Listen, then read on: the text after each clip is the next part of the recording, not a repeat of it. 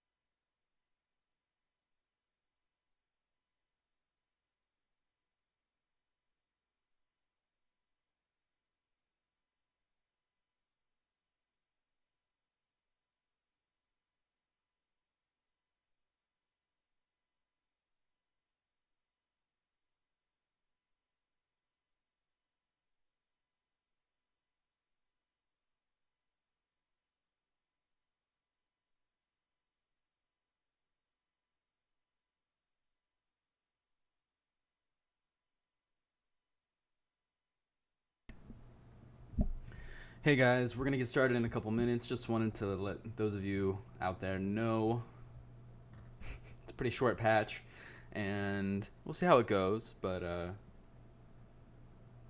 excited to.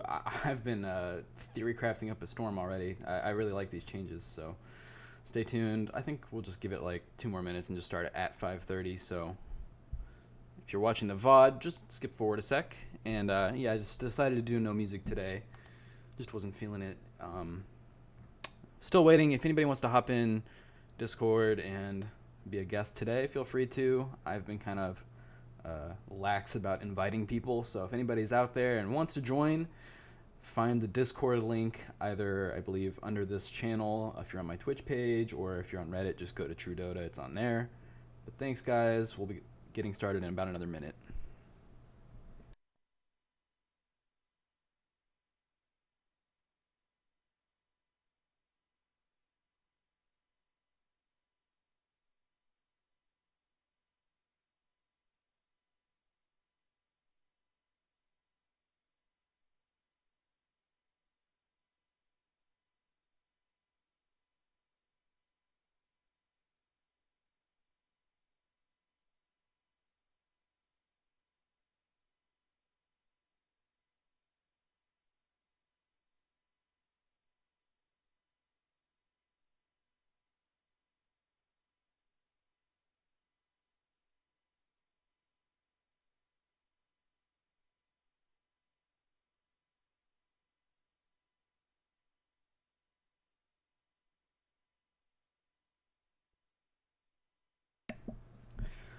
All right, I think I'm getting impatient.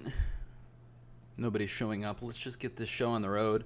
I want to make some announcements anyway, so it's not going to be the longest analysis. I will probably just read it for the most part and summarize it like I always do. But besides the fact that it's mostly mechanical changes, there's no specific hero or item changes. It's going to be relatively short, especially if people don't make it home from work or whatever and find the time to call in. So if you're out there, just let me know you're on the way. But otherwise, before we get started, I just haven't really had a lot of time to do any other streams lately, so I especially feel bad about the 2 people who are subbed right now, and I wish I could give you guys everything you guys expected out of me, but there will be more streams coming in the future. I'm really actually getting excited to work on the website, and I was thinking about actually doing a little overview of that, but either way, I'll have some more to tell you guys about upcoming streams when I know more about that. I'm going to reach out to some people and see if we can just do some more casual streams more often, because I always want to do something super high quality instead of just hopping on and doing something casual. So with that said, it's time to start. 5:30 I think is just going to be the new standard time here going forward, so I'm probably not going to be looking at the chat that much, but if you guys are out there, I'll check every few minutes. So first off, like always, we're going to go over the patch notes. The first one is pretty definitive. I've already looked it up in game, and you should probably just go check it out yourself for the pure. It's pretty funny, but it is the Aegis. It is now official, not Aegis, even though some people will maintain, I'm sure, their superiority about that one. Who knows? But it's now official Aegis. So the first overall change that I think is going to have a big impact is this tower bounty reduction, and there will be graphs and stuff that you can see when you go on Reddit, but the gist of it is that the team bounty now scales lower, and it's not being made up for really at all, so it's going to lead to less snowbally games in that regard, but we'll get to some of the lower changes. It does seem like the way these changes are scaled, it's going to make playing your kind of traditional hard farmer a little slower to get started, but the ones that have high stat gains, naturally the ones that already scaled well into the late game, will now be further emphasized because of the new scaling on primary attributes and perks. So we'll get to that in just a moment. Another reduction that also plays into this is the range creep average bounty reduction. It's only 3 gold average reduction, but since that is the single biggest burst of gold in the wave, it will be noticeable, because sometimes you might only get the range creep and one other creep. That's what you prefer to get, is the range creep. So we will have to see how that actually affects the laning stage, but I'm going to guess that it does end up probably just making the range creep that much more important, even though it's slightly less gold. It's still the most important creep out of the wave. The glyph duration increased from 5 to 6 seconds. Is going to be nice to also prevent kind of those snowbally early games that we were seeing some. And if you watched, DAC and the other recent tournaments, it did seem like some of the less entertaining series were when teams just picked a superior draft and rolled over each other. So this is going to kind of flatten out those games a little bit and allow more time for teams to catch up. Melee Barracks HP also increased by 300, furthering that kind of idea. Shrine HP increased by 250 and now have 5 HP regen passively, so you can't just chip them and then leave anymore like you would with Treants from Nature's Prophet. So maybe an indirect nerf to that hero just a little bit, because he was starting to really pick up prominence, and if there were hero nerfs, I'm sure he'd be looked at, if not nerfed. But we'll see what happens in the next round of patches, of course. 2 more weeks before that'll be a possibility. The next item here, rescaled level 12 through 25 respawn time curve to be slightly less early and the same later on. So it's going to encourage that kind of mid-game group up and fight behavior, but it's also going to punish the team who's behind a little less when they get stuck in that. If you're a team who's behind and you're getting snowballed up on, you'll have lower respawn times for, let's just say, your underfarmed supports and things like that. So it could be one of those things that cuts both ways. I would say that in general it's going to be, since it's uniform for both teams, it'll probably feel that way.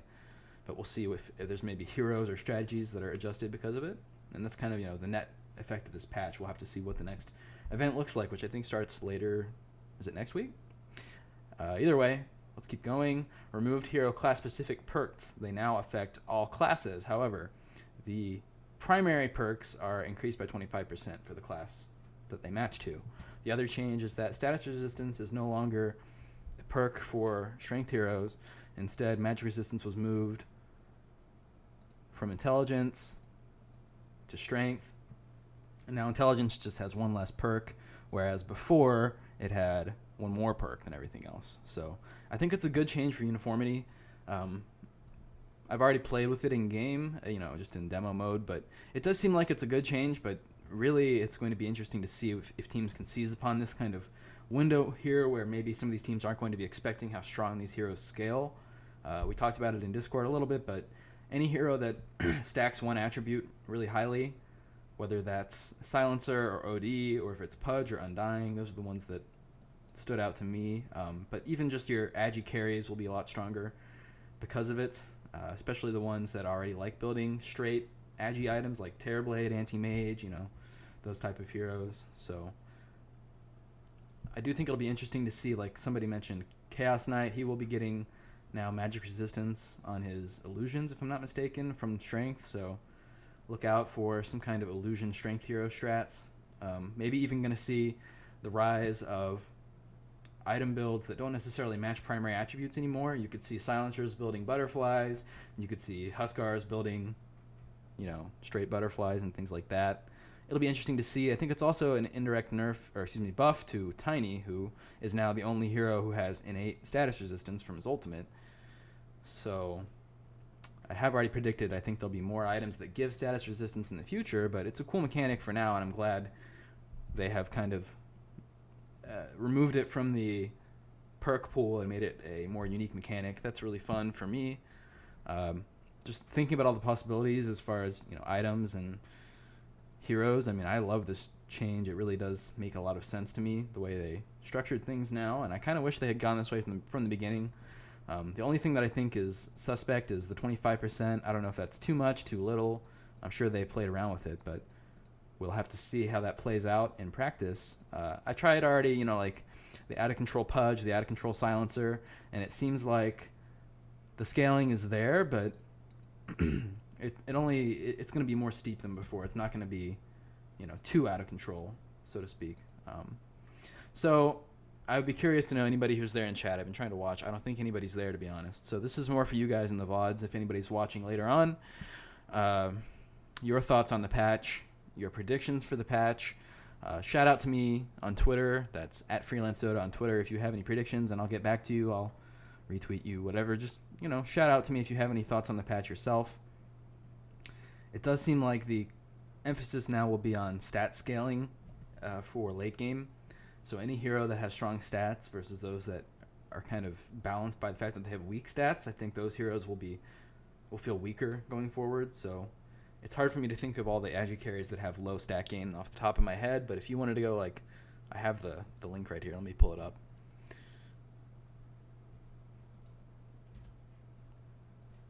So all of the Agi heroes that have low total plus stats, like Slark, which was the one I thought of, but like Riki, Meepo, slight relative nerf, and then the ones that are high, especially on their main stats. So let's look at all the plus Agi winners. So Morphling, Venge, Luna, Naga Siren, Monkey King, Mirana, Terrorblade, Phantom Assassin, and of course our boy Silencer, who is of course an int hero, are all way up there, and I think those are some of the heroes to watch going forward, just because of the power creep potential.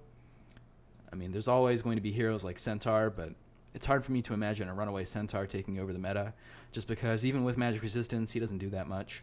Neither do Treant or Ogre or even Pudge. Now, like Doom, Tidehunter, Kunkka, Lycan, those are all strong heroes. Tiny, even Magnus in the right hands, so CK is up there.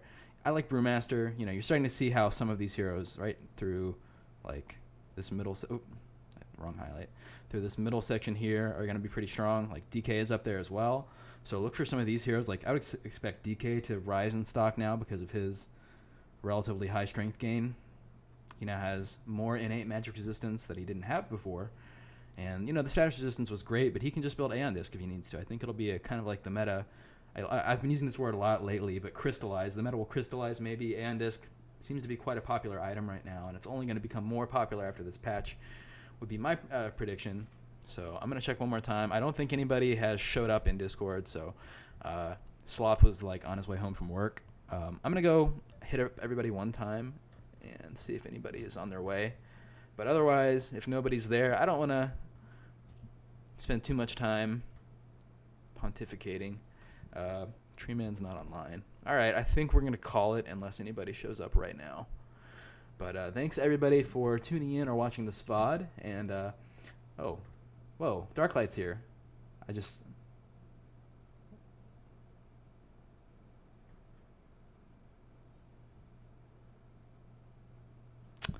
Are you still there, Darklight? I just saw your messages. I have been trying to check Twitch chat, but it's hard.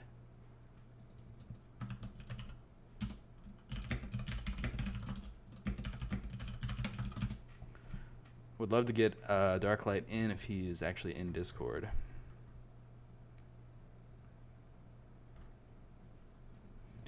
Sorry that we have to do this on the air, guys, but as you know, I haven't been planning these things out ahead of time.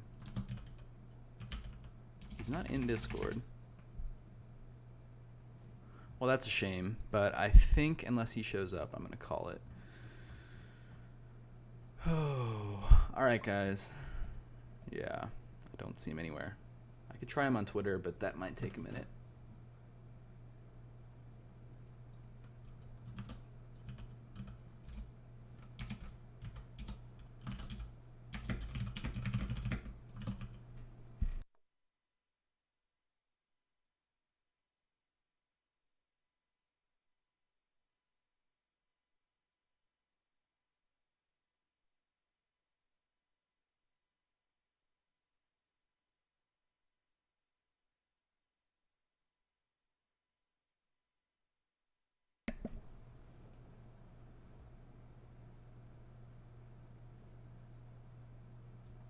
It's a shame it's such a short patch because it means it really matters when I start. Otherwise, people will just miss the show because it's going to be short. I'm going to just go ahead and I'm not going to fill time, but I am going to, at the very least, give him a minute to show up if he wants to. Otherwise, I think we've really gone over the important stuff as far as what's going on with the perk changes. I would love to talk about my thoughts about the perk changes, but that's honestly another topic entirely. I don't want to theorycraft on this show too much. I just want to, analyze the patch at a kind of high level. So I'm hoping that by next week I'm ready to do my first episode of, what I'm going to call probably Dota Theory, the first show. Hopefully that's, about theory crafting for Dota, and I've been working on that concept a lot. I can go ahead and announce what I'm doing for that. The first thing I'm doing for that is starting a Discord, so if there's any of you who are people who make hero concepts and you do that every day, or it's something you're doing constantly like I am, feel free to hit me up on Discord or Twitter, because I'm going to be starting basically a Discord for people who are active daily theory crafters. Hey, Paul DeLuca, just noticed your message. If you have anything about the patch you want to shout out, I will be more than happy to talk to you about it. But yeah, I am going to be continuing to plan for my other weekly Twitch show, which is something I've been, honestly at this point, it might take another couple of weeks to get it going, but there's going to be a Discord for that show specifically, so if you're out there and I've already talked to you, you're going to get an invite soon. But otherwise, if you're somebody who does theory crafting, creating heroes, items, things like that, feel free to hit me up, like I said, on Discord or Twitter. And I'm still watching. Looks like I missed out on Swordfish, which is unfortunate.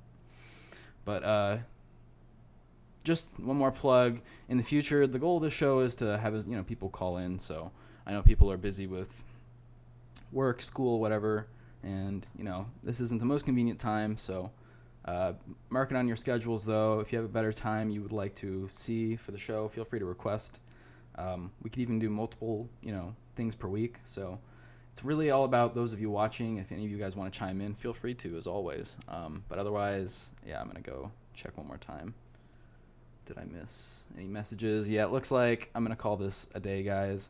So unfortunately, it was a rather small patch, and so the show doesn't really go much longer than my thoughts about it. But if you have any questions, I'm still here. So I've been wanting to do graphs and some other production value, but it's hard to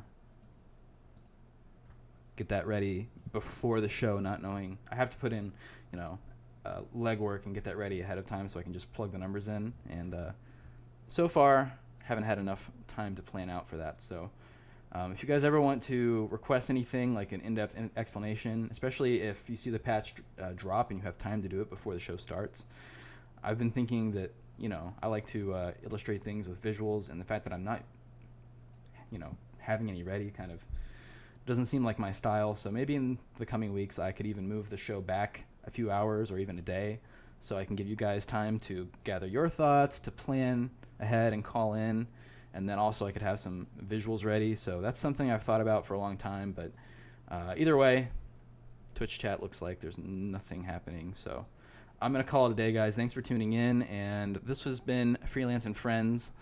If you want to be my friend next week, 2 weeks from now, rather, call in, and your thoughts can be, right up here with mine. I'll see you guys at least 2 weeks from now for the next patch. Otherwise, catch you later.